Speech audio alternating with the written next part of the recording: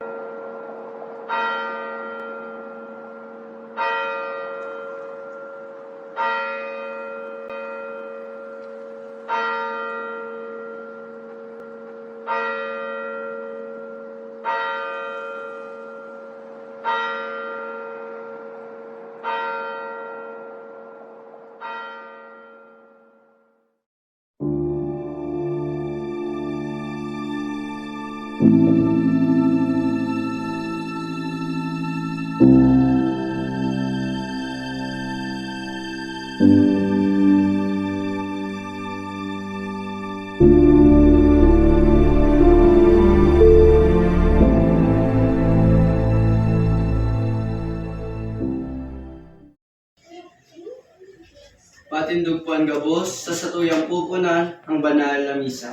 Sa ngalan ka Ama, asin ang Aki, asin ng Espiritu Santo. Amen. Ang istorya kan paglala. Sa kapinunan, kan lalangon nin Diyos ang kalangitan asin daga. Ang kinakban, mayo ni nanuman na forma sa kalaog. Ang nagaling bukay, nakadagatan na minatahog kay ni na napapatos kan kadikluman. Asin Espiritu ni Diyos.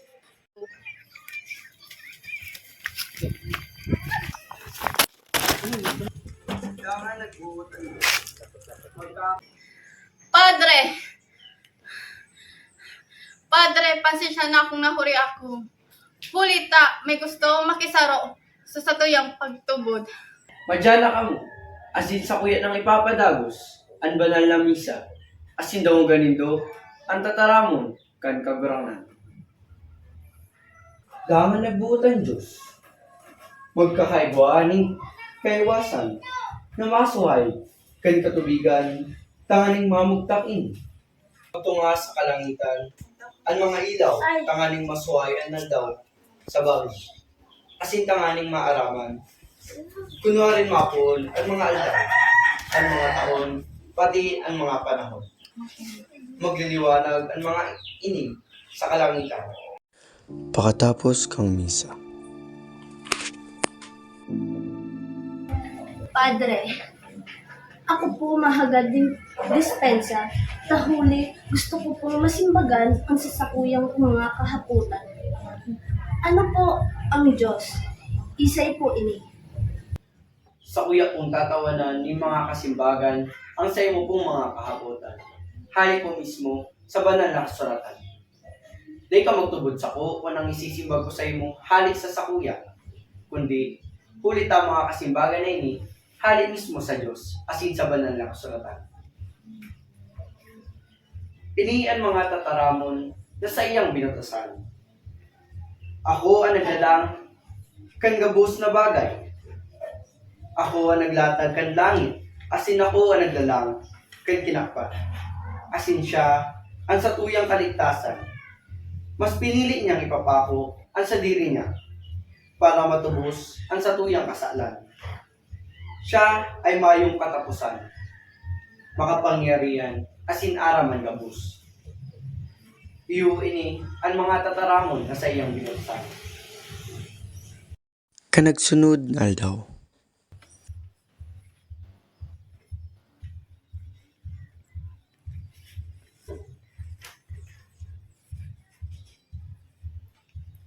Padre! Padre!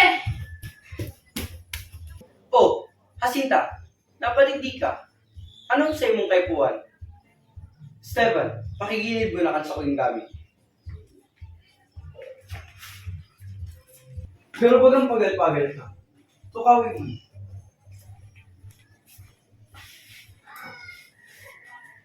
Padre, may nahiling akong sarong baryo. Iba ang sinapagtubod. Sinasamba ninda ang kalayo, asin taliwas sa tuyang pagtubod. Ano? Ibahan mo daw ko. Asin dumanan ta ang sinasabi mong baryungan. Dangan, ipabalangibog ta ang tataramo ng Diyos. Para mabuksan asin malinawan ang saindang kaisipan. Esteban, ikuha sa kuyang gamit. Asin ipapagkatiwala ko muna yun sa imong simbahan.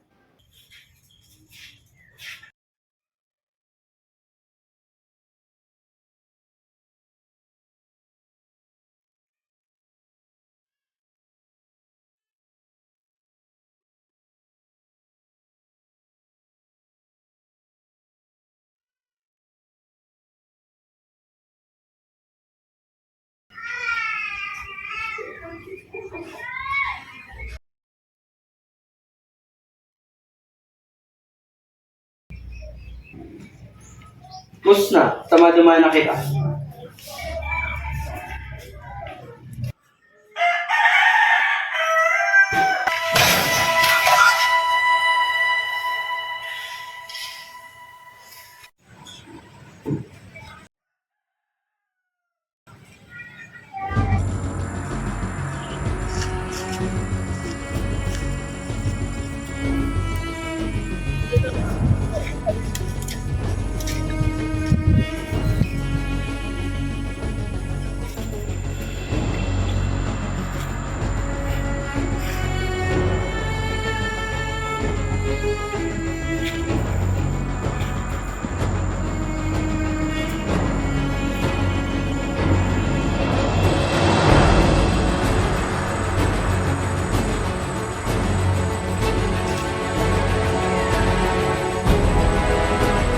Sa iyang paglakbay, nadala niya ang impluensya kan sa iyang tataramo, asin mga gibon.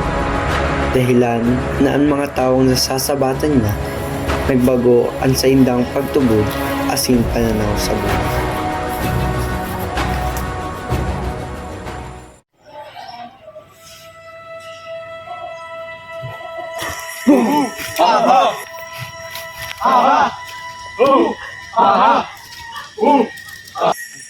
Uya na! Asin mag-umaw sa satong maestro.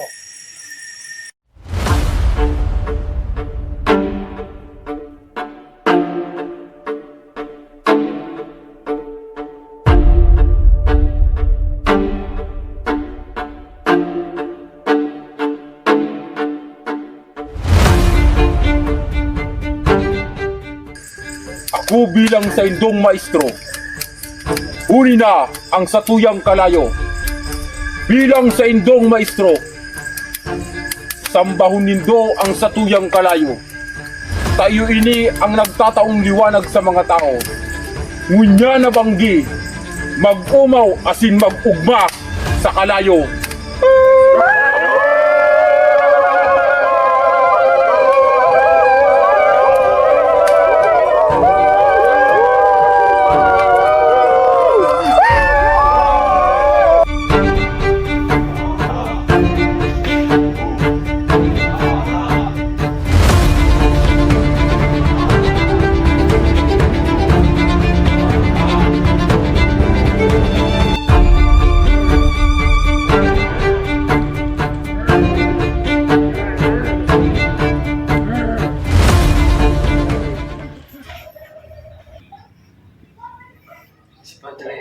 Si Padre.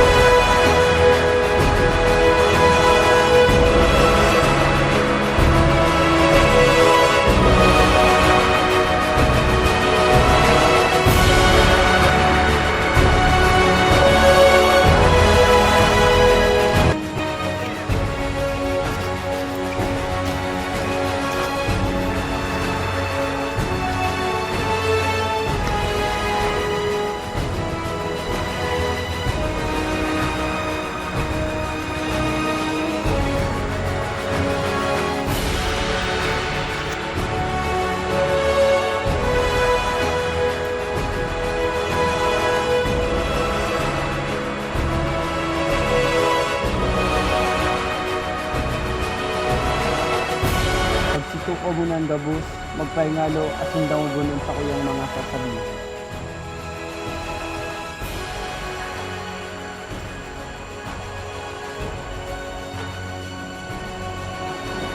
Aram ba nindo kung anong purposidad kan sa tuyang paglalakbay? Padre, ang paglalakbay na ini ay parte kan pagpabalangibog kan tataraman kan mahal na Diyos sa kinaban. Iyo, pero bako lang yan, kundi para malinawan asin mahubog ang saindang pagtubod sa kalayo.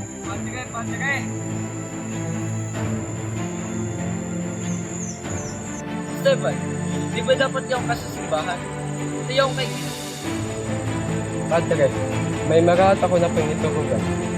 hindi ka daw.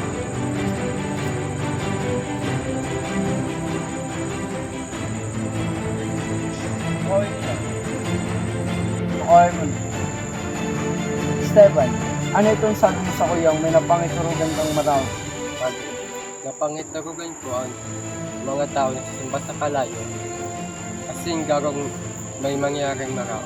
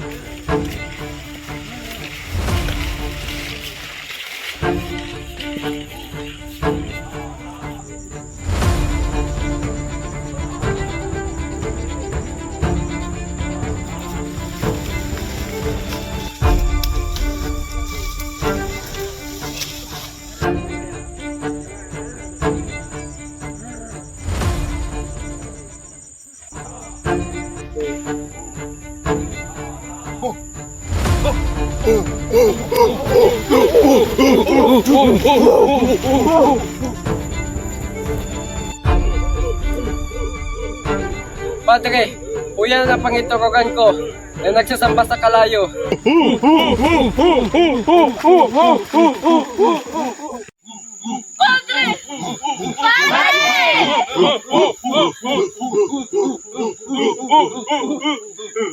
Mundo! Ano ni? Isay ka. Anong ibig sabihin kayo ni? Ako ipinadara kan Diyos ang sayang instrumento para maaraman nindo kung si siyang tunay na Diyos asin ang naglalang kang gabos na nahihiling igdi sa daga. Dahil pwede. Kalayo lang ang dapat sambahon. Anong sinasabi mong kalayo ang dapat sambahon? Diyos ang naglikha sa gabos asin sa sato. Paano mo nasabing kalayo ang dapat sambahon? Patunayan mo! Oh. Padre! Umalik ka dyan. Ngunyan, sabihon mo kung isa ang dapat tubudan, kung ang tigsasabi mong Diyos o ang kalayo. Mayo akong ibang tutubodan kundi ang sakuyang Diyos as hindi mo ko mapapatubod sa sinasabi mong kalayo. Katuod, iabot mo sa kuya ang sibat. Huni na maestro.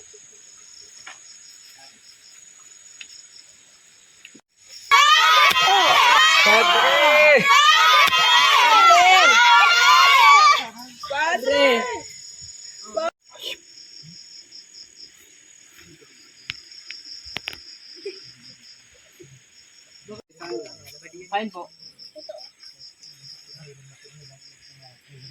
Mga katuod, idara ang mga biyag sa baryo. Pagdahi ka mo nagtubod, maaarog ka mo sa sinasabi ni Dong Padre.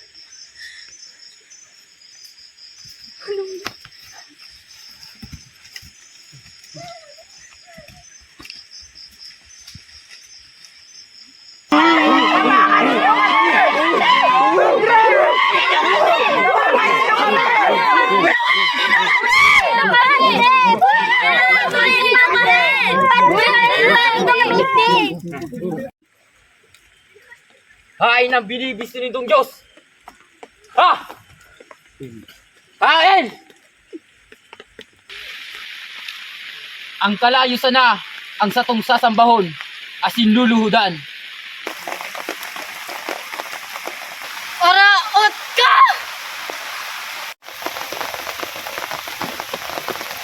Langan Diyos ang tinutubudan, bakulang kalayo! Hain nga niya ang tigsasabi nindong Diyos! Hain! Lumuhod ka! Lumuhod ka sa tubangan ko! Sabing Lord! Asan ka? Asan ka? Makauton ka. Hain na ang tubig! Daraig de! Uy, asa kong maestro! Inumun mo ang tubig na ini! Tanganing maging kaadib mi ka! Dumumang ka sa Diyos mo! Arog ka ini ang mangyayari sa Indo. Pagdahin Indo sinamba ang kalayo.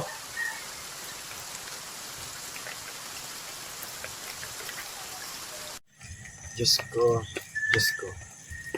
Tabangan mo kami kasamayang pagsakit. Kasi malinawan sinda sa realidad ng sendang pinagtutubugan.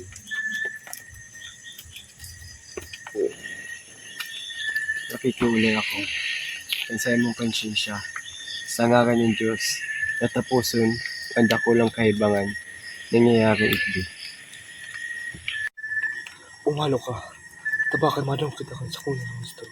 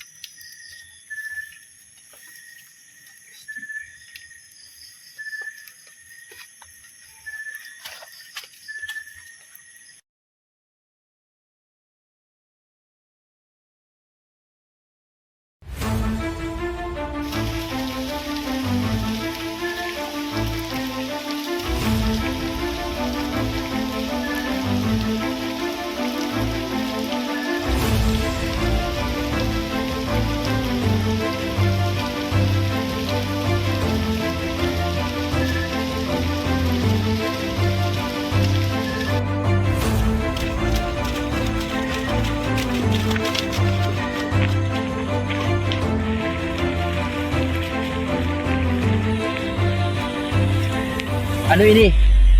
Anong ibig sabihin kay ni? Traitor ka. Tinaidor mo ang sa tuyong mga pag-iriba. Diyos, ang mga bagay na mga pinagigib mo, sobra-sobra na. Hindi ako nakamayak. Akong mga katuod, kago po ng mga biyagnan, asin sarong traitor naan.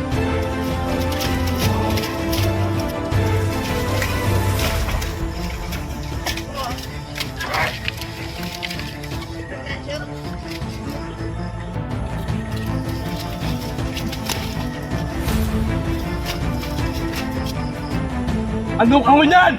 Ngunit ang pasurayan at sinasama mong kalayo!